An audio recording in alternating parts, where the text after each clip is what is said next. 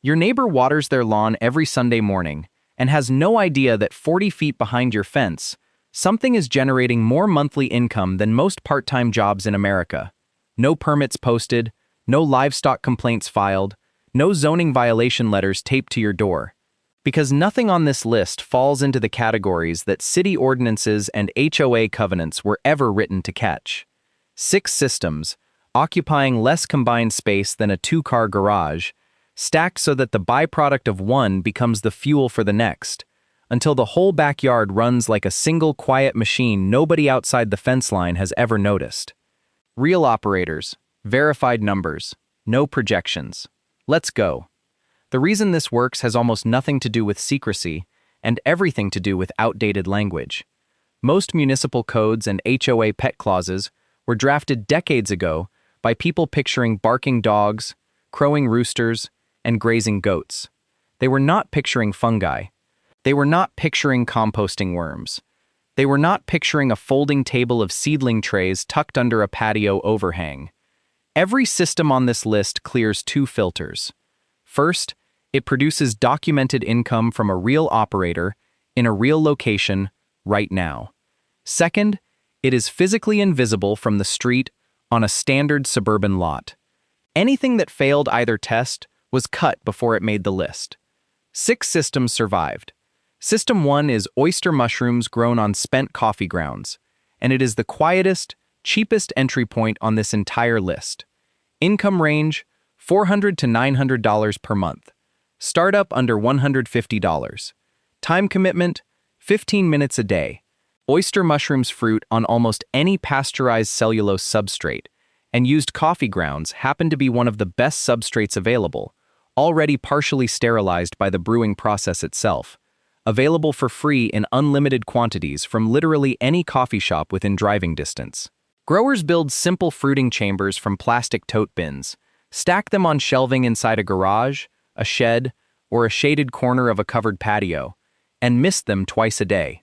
Nothing about that setup produces a smell, a sound, or a silhouette that reads as agricultural from a passing car. Restaurants are the buyer, not grocery stores. Wholesale oyster mushroom prices to independent kitchens run $6 to $10 per pound, and a well-run coffee ground operation using a dozen totes can produce 15 to 25 pounds a week once fruiting cycles stagger properly. A grower outside Portland, Oregon runs 18 totes stacked on industrial shelving inside an uninsulated garden shed. He collects 5-gallon buckets of used grounds from 2 coffee shops twice a week, free of charge, in exchange for a standing bag of mushrooms delivered back to their kitchen. 3 restaurants take his full weekly output on standing order. Monthly revenue runs $700 to $900. Material cost is close to zero because the substrate is free waste that would otherwise go into a landfill. Startup cost was $140 for totes, a humidity gauge, and initial spawn from a mushroom supplier. The mistake almost everyone makes here is contamination from unpasteurized substrate. Coffee grounds left sitting too long before use grow competing mold before the mushroom mycelium ever gets established. The fix is simple and free. Use grounds within 24 hours of collection, or freeze them until ready. That single habit is the difference between a thriving tote and a bin of green mold you throw away. And here is where System 1 quietly sets up System 2.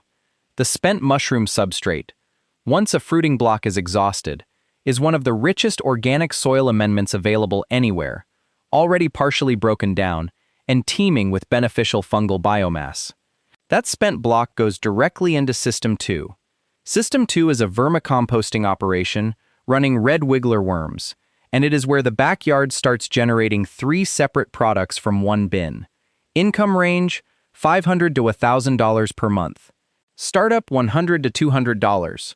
Red wigglers process organic waste faster than almost any other composting method and produce castings that organic growers treat as a premium soil amendment, commanding $3 to $5 per pound at farmers markets and through online listings.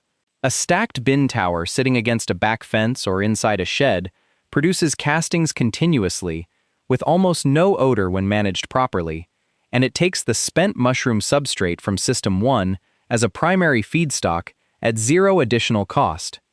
But castings are only one income stream. Worm growers also sell live worms directly to other growers building their own bins at $25 to $35 per pound, and to fishing bait retailers at similar rates. A vermicomposting operator in Boise, Idaho, runs 4 stacked bin towers behind a privacy fence, feeding them a rotating mix of mushroom substrate, vegetable scraps, and shredded cardboard. She sells castings to 2 garden centers on standing order, live breeding stock to hobbyists through an online listing, and bait-grade worms to 1 local shop. Monthly revenue averages $850. Startup cost was $160 for bins, bedding, and breeding stock. The biggest mistake in vermicomposting is overfeeding. A bin loaded with more food than the worm population can process in a few days turns anaerobic, develops a rotten smell, and can kill off the colony entirely. The fix costs nothing. Feed less than you think you need, and increase gradually as the population grows. And the liquid runoff collected from the bottom of a well-managed worm tower, sometimes called worm tea or leachate, becomes a potent liquid fertilizer that flows directly into System 3, cutting yet another input cost to 0 before we even get there. System 3 is a raised microgreens operation, and this is where the fastest cash cycle on the entire list lives. Income range, $700 to $1,300 per month. Startup, $150 to $250. Harvest cycle, 7 to 12 days. Sunflower shoots, pea shoots, radish, and broccoli microgreens grow flat under a shade cloth or inside a low cold frame positioned against a back fence, sitting well below the sightline of any standard suburban privacy fence. The restaurant market for consistent, hyperlocal microgreens remains dramatically undersupplied in most metro areas, and wholesale prices to chefs run $25 to $45 per pound, a figure that has nothing to do with retail grocery pricing and everything to do with solving a supply chain problem for a kitchen that has no reliable local source. A grower outside Nashville, Tennessee runs 40 square feet of tray space against a covered back porch. 3 chefs take her entire weekly output on standing order, 2 from independent restaurants and 1 from a private event caterer. Monthly revenue runs $900 to $1,300. Her soil amendment costs are effectively 0, covered entirely by worm castings and leachate, produced 3 feet away in System 2. Startup cost was $180 for trays, seed stock, and shade cloth. The mistake nearly every new microgreens grower makes is chasing a farmer's market table before ever approaching a restaurant directly. A market stall means setup time, booth fees, and unpredictable foot traffic paying retail prices. A chef on standing order pays 2 to 3 times that rate and takes your entire weekly harvest without you ever loading a folding table into a car. Walk the back entrance of 3 restaurants in your area, bring a sample tray, and ask one question: do you have a reliable local supplier? Most don't. That single conversation is worth more than any market booth you'll ever rent. 3 systems in, and every one of them is already invisible, already feeding the next, and already cutting the input costs of the system beside it. The mushroom substrate feeds the worms. The worm castings and leachate feed the microgreens. And what's still ahead connects water, insects, and one small mammal that most people have never even considered keeping in a backyard setting, pushing the combined monthly total from these 6 systems well past $5,000. That's exactly where the next part of this picks up. 3 systems down, 3 to go, and this is where the backyard stops looking like a collection of separate hobbies and starts looking like one connected operation running almost entirely on its own waste stream. What comes next adds water, adds a genuinely surprising insect market, and adds one small, quiet mammal that most suburban households have never once considered as an income source, despite it being legal in far more places than people assume. And once all 6 systems are running together, the combined number at the end of this video is going to make you rewind and check the math yourself. System 4 is a small-scale aquaponics setup running tilapia and leafy greens together in a closed loop, and it is the most technically involved system on this list, but also the one with the widest margin once it's dialed in. Income range, $800 to $1,500 per month. Startup, $400 to $700. A 300-gallon stock tank stocked with tilapia sits tucked against a back fence or under a covered patio, its water pumped through a grow bed of lettuce, basil, and kale before cycling back down to the fish. The fish waste supplies the nitrogen the plants need to grow, and the plants filter the water before it returns to the tank, meaning fertilizer cost for the greens and feed conversion cost for the fish both stay far lower than either system would running on its own. Tilapia reach harvest weight in 6 to 8 months and sell live or fresh to specialty grocers and Asian markets at $4 to $7 per pound, while the greens grown in the same system sell to the exact same restaurant buyers already receiving microgreens from System 3, often folded directly into the same standing weekly order rather than requiring a separate sales relationship. An operator outside Sacramento, California, runs a single 300-gallon tank paired with 2 grow beds tucked against a garage wall, invisible from the front of the property behind a 6-foot privacy fence. He harvests roughly 25 pounds of tilapia every 8 weeks, sold to one Asian specialty market on standing order, while his lettuce and basil ride along with the same 3 restaurants already buying his microgreens from the previous system. Combined monthly revenue across fish and greens runs $900 to $1,300. Feed cost for the fish is the only meaningful recurring expense, since the plant side of the system draws its fertility entirely from fish waste already being produced regardless. Startup cost was $550 for tank, pump, grow beds, and initial fingerlings sourced from an aquaculture supplier. The biggest mistake in aquaponics, and the one that ends more backyard setups than any other single error, is rushing the nitrogen cycle before adding fish.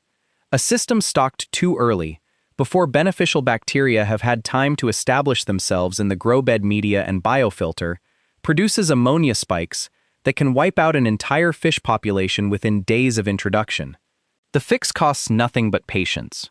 Run the system fishless for 2 to 4 weeks, testing ammonia and nitrite levels with a basic aquarium test kit until both read consistently near 0, before adding a single tilapia. That waiting period protects every dollar spent on the livestock that follows it, and skipping it is the single most common reason first-time aquaponics growers quit after one failed cycle. System 5 is black soldier fly larvae production, and it is the system almost nobody outside a narrow circle of backyard producers has heard of, despite it being one of the fastest-growing niches in the entire alternative protein and pet supply market. Income range: $600 to $1,100 per month. Startup under $200. Black soldier fly larvae process food waste at a rate no other insect comes close to matching, converting kitchen scraps, spent brewing grain, and even manure into a dense, protein-rich larval biomass in a matter of days rather than weeks. A simple bin system with a self-harvesting ramp tucked into a shaded corner of a shed or against a back fence produces larvae continuously, with essentially no detectable odor when fed correctly, since the larvae themselves rapidly outcompete the bacteria that would otherwise cause an open food waste bin to smell. Live and dried larvae sell to backyard poultry keepers, reptile owners, and increasingly to commercial pet food formulators, experimenting with insect-based protein as a sustainable alternative to fish meal, at $8 to $15 per pound dried and $4 to $6 per pound live. The frass left behind functions much like the byproducts from other insect operations, selling separately to organic gardeners as a fast-acting, nitrogen-rich fertilizer at $2 to $4 per pound. An operator in Tampa, Florida runs 3 self-harvesting bins fed on food scrap pickups arranged with 2 local juice bars in exchange for free waste disposal, a deal that costs him nothing and saves the businesses a hauling fee. He sells dried larvae through an online storefront to reptile and poultry customers, and bags frass for a monthly farmer's market table alongside a friend's produce stand. Monthly revenue runs $700 to $1,000. Feed cost is effectively 0, since it comes entirely from waste streams that businesses were already paying to have removed. The mistake that stops most black soldier fly operators before they ever turn a real profit is temperature neglect. The larvae need consistent warmth, generally above roughly 80 degrees Fahrenheit, to process waste efficiently and grow at commercial speed, and a bin left in an unheated shed through even a mild cold snap slows to a near standstill, sometimes for weeks at a time. A simple heat mat placed under the bin, costing under $30, keeps the operation running through every season instead of shutting down for half the year. And it is one of the cheapest insurance purchases on this entire list relative to the income it protects. System 6 is a small rabbit tree, and it is the anchor system, the one that ties the highest dollar figure on this list to one of the smallest physical footprints. Income range, $700 to $1,000 per month.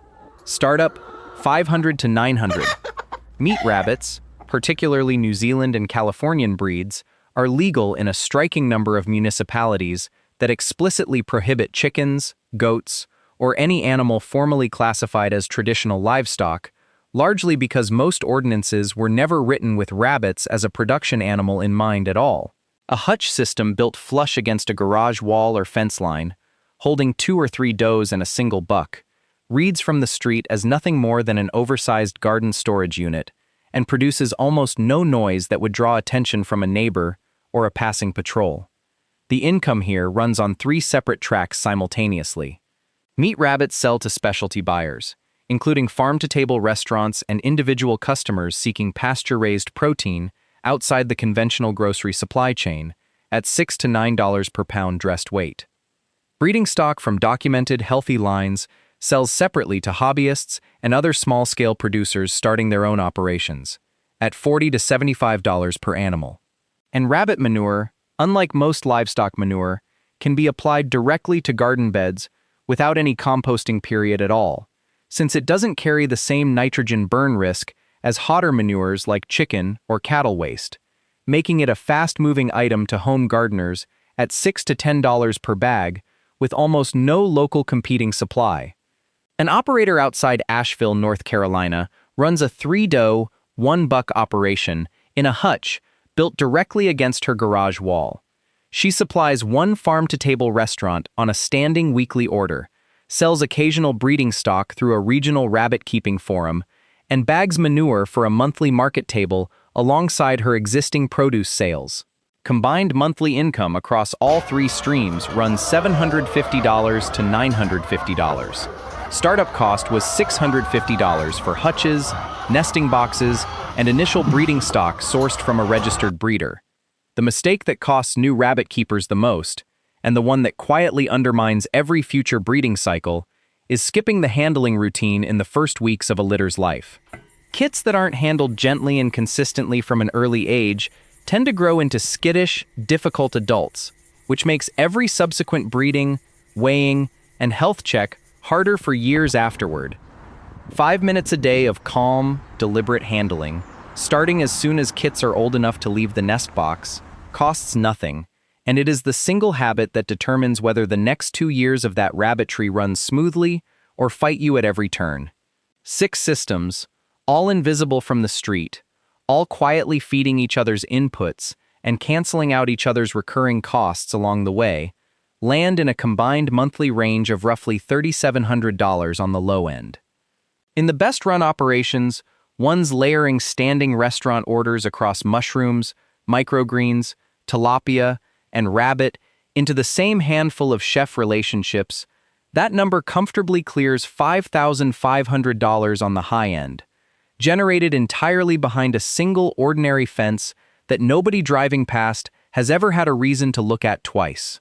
If you've made it this far, drop a comment with which system on this list surprised you the most, whether it's the mushrooms growing on free coffee grounds, the tilapia tucked against a garage wall, or the rabbits that most cities never thought to regulate in the first place.